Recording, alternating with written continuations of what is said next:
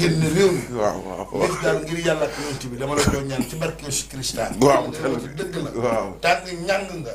yaay kunta kintee bi. waaw jóg doo ñëw ne lu ñu laaj nag ci tontu. waaw nag ñu toll ndax xam nga tey man bëgguma tey ji mu nekk vidéo ñu may tudd.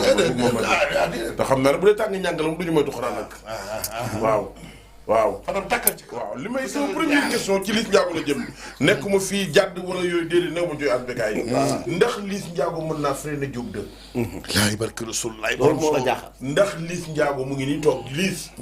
jàmm gën a ngi lay xaar amateuru lamb yaa ngi lay xaar. àdduna ngi lay xaar nga woon ci lamb lu kenn mës a weddeeti waaye ndax Liss mii. sa digganteeg yàlla mën ngaa freiner commissaire ba ca yëmbal. di Diop 2. waaw yow keneen ku dul moom si lamb laa wax mun naa la freiner mun naa la def leneen ak leneen. dégguma keneen ku dul moom ku ko ëpp daraja ku ko ëpp leneen ak leneen mun naa la freiner waxuma la moom. mais kon Ada Fass li nga waxoon. mais lamb fekk lamb noonu la ko wax. waaw lamb yooyu sax kon kay dama ne la ginnaaw bi nga xamee lamb noonu la kay. lamb yooyu sax bëgguma ci dellu quoi.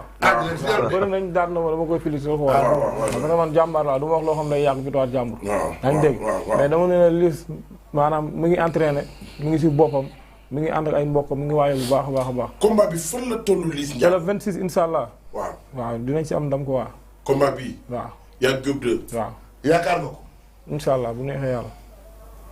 yaakaar nga lan. incha allah bu neexee yàlla naa ci am ndam combat bi ma jëm nii. combat bi nga jëm.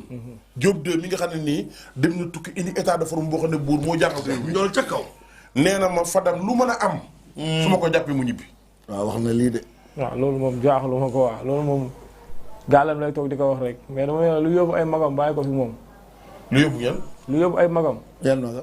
bàyyi ko fi.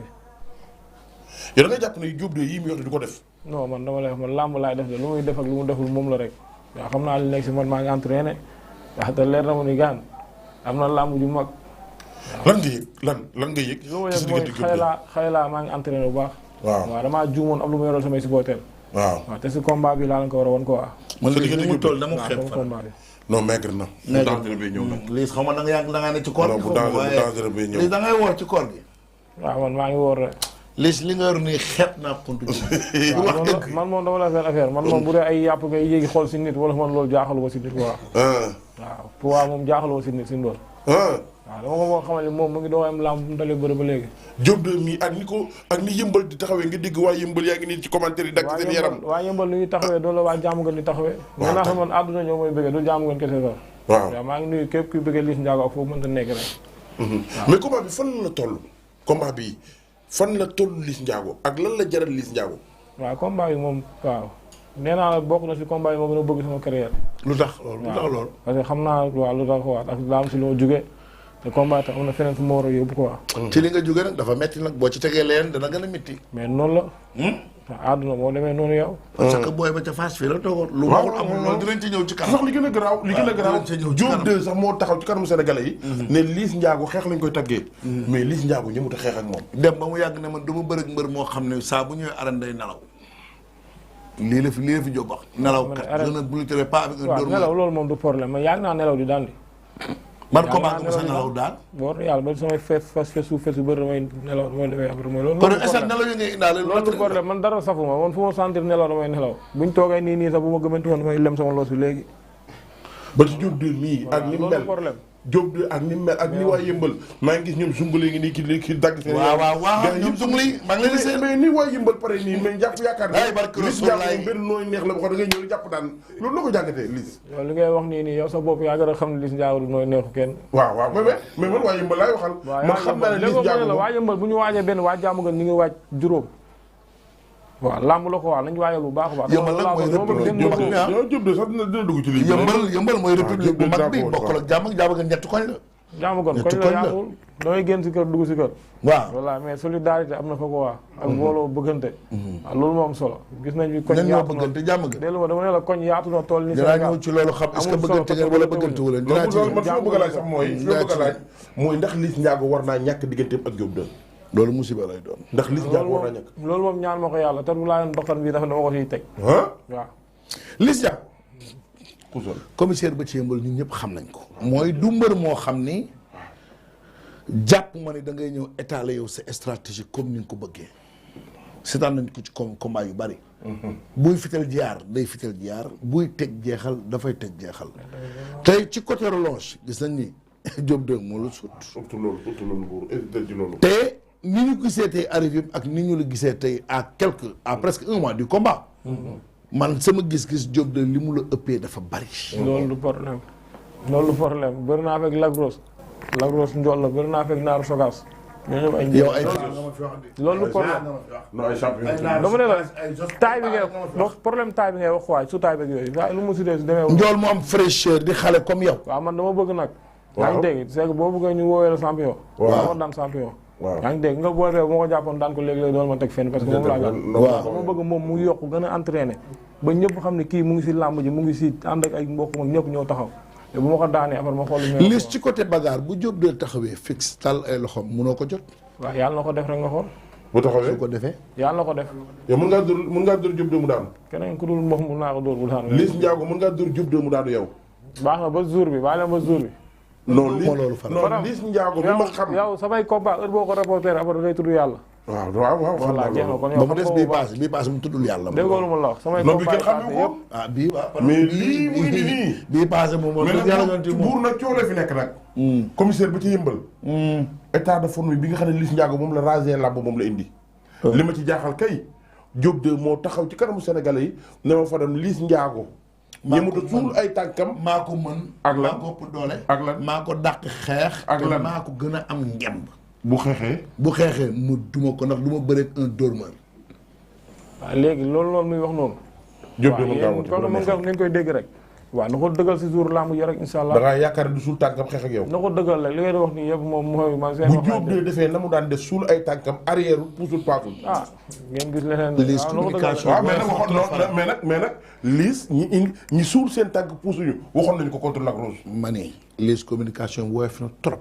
Fadam da nga ko xàmmetul. Liss a ngi dute ci bopp bi. man nag samay wax waxee ci kuli la. doo dégg ñu naan la lu yàlla bind. waaw bindee fu yàlla bu yàlla bind bu weesoo respect ak cër. voilà amul leneen lu ma lay bàyyi xel quoi. boo ma ko ne day def lu may woo tàng ñàngi ba ñëw. damay leen seen ngeen bëgg noonu. boo naree doon tàppe. waaw damay woo tàng ñàngi ba ñëw. waaw mooy tekki ngeen bi ne leen téye leen dem leen wëri beneen mbër. xam nga ne Diop 2 ni nga amee ginnaaw noonu la amee ginnaaw. waaw moo tax ñu ni war nga a bëggee combat bi noonu la bëggee moo combat tax bi. ñu war a bëre man ak moom. mais avant seen combat. tool daa bëri sa frère Laurent. dafa toog ci benn interview. ne billaahi bés bu Liss jëlee Diop 2 dina ko daan ndax waa làmb dañu bëgg Diop 2 daan Liss Ndiago mel ni dafa gis ci kës benn scénario bu ñu préparé la. est-ce que suba bu loolu amee tey du ne. non yi lay def. waxoon naa ko. Laurent. gauche bi la de as maa ngi ñëw ci loolu waaye même loolu waaye. ah non gauche bi la waaye xam ngeen ne ah kii xale ndaanaan bi la waaye. xale bi non mais pour mu ñëw. as question boobu laa bëgg mu leer. na war nga ñëw yow. son frère Laurent moo ni bu Liss Ndiago jëlee Diop 2 dana ko daan ba tëgg ci kaw ndax waa làmb dañoo bëgg nii mu def sama copain bi nii xam nga ne lii Laurent rafetul yow waaye Laurent sama seex la. waaw te daan loo xam dañ koy waxtaanee woon si biir nekk waaye yaa ngi dégg. mooy que ne dama génn si combat ak Ada Fass. waaw maag Diop 2 ñu ma koy wax. bu ma ñëwoon rek jël Diop 2. avant tamit kese bu ñu feeku maa moom duñ ko feeku. voilà foog nga soofatal combat bi. moo doonte bëgg nañ ko. mais foog ñu soofantal ko xam nga non Laurent dafa wax avec certitude certitude su ko jëlee Diop 2 da koy daan ndax waa làmb dañ koy xeex. lu ñu man xam naa marketing lu ñu waxtaanee la. yaa ngi dégg programme bi voilà Laurent bu dégg nga waxee lii sàppale. Laurent bu waxee mooy man wax naa man bu waxee mooy moom wax na loolu la ñu waxtaanee. yaa ngi bañ gisee kese boo xam ne arrangé nañ ci combat bi dañ kaa jël. waaye léegi kon wax boobu ak lu mën am suba waxu teg di loolu pour am suba waaw loolu man gis nga Liss damay revenir sur le combat de Ada Fass parce que dañuy mel ni yow communication daf lay yóbbu ba ci làmb. Babacar bu tudd combat boobu du ko neex. si xam nga lu tax man sportif la bu parce que- dégg turu Ada Fass. man parce que sportif pourquoi la ci borom Dakar. sportif la waaw waaw boo xamal lu ndaw nga xam ko fóotu njaago xam nga luy fóotu njaago waaw man ak Ndiago yi dëkk. ku ko fóotoo di nga ko fay ku ko. fóotu njaago la loo ko fóotloo di nga ko fay mooy Ada Fass a ngi dem mais xam na ne yàgg dinañ daje. bàyyil foofu Babacar yeggali maa la ñaan lii.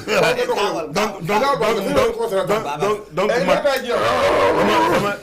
man dama jàpp ni Ada Fass bul ci woote. Fadam nu ñu ñëwee ak yow communication bi soo moytul tamit Fadam de ay reen rek lay naan. li ngay naan reenu fuuf la. foofu la réew mi toll. wala seññeñ la wala reenu xuux la. wala reenu mi ngi xel li di la jox ngay naan. man kay ñëfun ki dama ci mos ak kaas joxan ko man. mi ngi xel xam naa daal loo xam ne ndax foofu la réew mi toll. communication. communication. dañ gis Ada Fass ñëw ak yow ci benn communication. pintaay nga ñëw ci jour lamb di. mu génn am li ngay nga am lu ko looy xaar ci moom mu ñëw wor. jaxase la. non dafa surprendre. waaw soqe da ko parce soqe que ñëwul woon